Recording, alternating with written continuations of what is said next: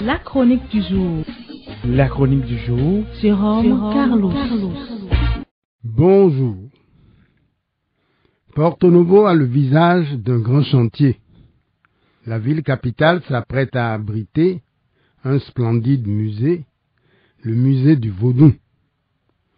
À Alada, on s'affaire avec une égale ferveur. Prend forme à l'entrée de la ville une statue en hommage à Toussaint Louverture. Cette haute figure de la libération et de l'indépendance d'Haïti mérite, de par son ascendance béninoise, de compter au nombre de nos héros nationaux. À Ouida, l'histoire s'écrit à l'encre de la réhabilitation des anciens forts français et portugais, de la régénération de la route de l'esclave. Toutes ces réalisations signent et consignent en des matériaux durables le rapport de nos compatriotes à leur passé. En lien avec tout ce qui a été déjà fait, c'est l'histoire qui continue de s'écrire, le passé offrant un socle d'expression au présent, le futur se projetant sur l'écran de nos espérances. Des trésors royaux, spoliés à la faveur des razzias coloniales, ont rejoint la terre de nos ancêtres. L'exceptionnel accueil réservé à ces éléments de notre patrimoine montre combien nous sommes attachés à nos racines. Il n'y a point d'amour de la patrie sans ce ressourcement identitaire. La statue de Bioguera, ce personnage dont la vie et l'engagement sont une belle leçon de patriotisme, accueille désormais tous ceux qui foulent le sol de notre pays par l'aéroport Cardinal Bernardin Ganty de Cotonou. Cela vaut la calebasse d'eau fraîche que nos traditions recommandent d'offrir à tous ceux dont le chemin croise le nôtre. La bienvenue célébrée avec l'eau qui étanche la soif.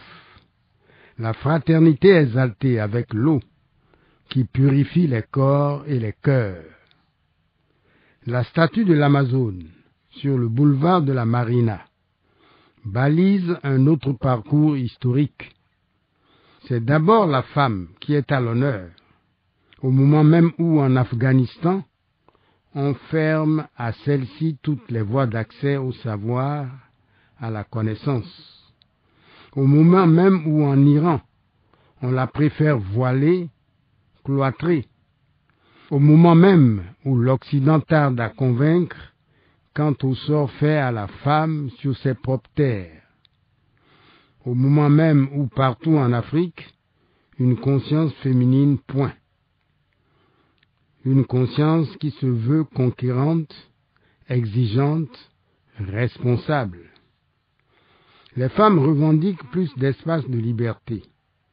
Elles ne veulent pas mourir derrière leur foyer, fourneaux et marmites. Les femmes veulent être là où elles doivent être. Elles entendent prendre leur juste place dans toutes les arènes et sphères de décision et de réalisation. Dans un tel contexte, notre Amazone, plus qu'une œuvre d'art, est la vivante expression d'un acte de foi. Est la valeur d'un manifeste politique. Comment oublier le jardin de Matthieu, au milieu duquel trône l'obélisque dédié à tous ceux qui ont dévoué leur personne au service de leur pays. C'est l'hommage pour l'éternité de la patrie reconnaissante. C'est notre panthéon à nous, un panthéon à ciel ouvert, à la mémoire de valeureux fils et filles du Bénin. Mentionnons, pour terminer, le travail que conduisent actuellement des groupes d'experts. Le premier objectif visé, c'est de redessiner la carte historique des royaumes qui se sont partagés l'espace géographique du Bénin actuel. Le deuxième objectif, c'est de fixer le cadre d'une histoire générale du Bénin. Les travaux de ces experts ont le mérite de restaurer en vérité le visage jusqu'ici balafré et cabossé de l'histoire de notre pays. Nous ne sommes pas en effet des lambeaux de peuple tombés par hasard sur une portion de l'Afrique mère. Nos accointances historiques, voire génétiques, sont avérées. Même si nous sommes encore une mosaïque d'hommes et de femmes, demeurent nos rêves de renaissance africaine.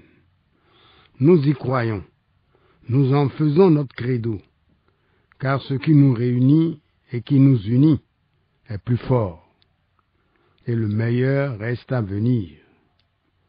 Voilà, par le prisme du passé, un survol de notre pays. L'historien burkinabé, feu le professeur Joseph Kizerbo, nous renforce dans nos convictions.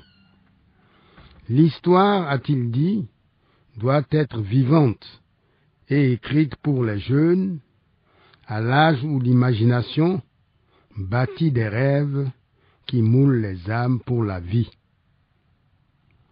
Merci pour l'attention et à jeudi prochain. C'était la chronique du jour. Retrouvez la chronique sur www.capfm.com.